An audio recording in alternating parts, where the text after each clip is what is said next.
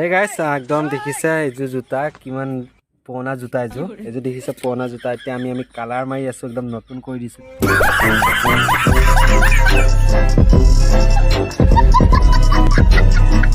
দেখিছে আমি উজলা এটো দেখিছে উজলা এয়া দেখিছে এডাল ব্ৰাছ একদম এনেকে লৈ পুৰা একদম এনেকে মাৰি আছো একদম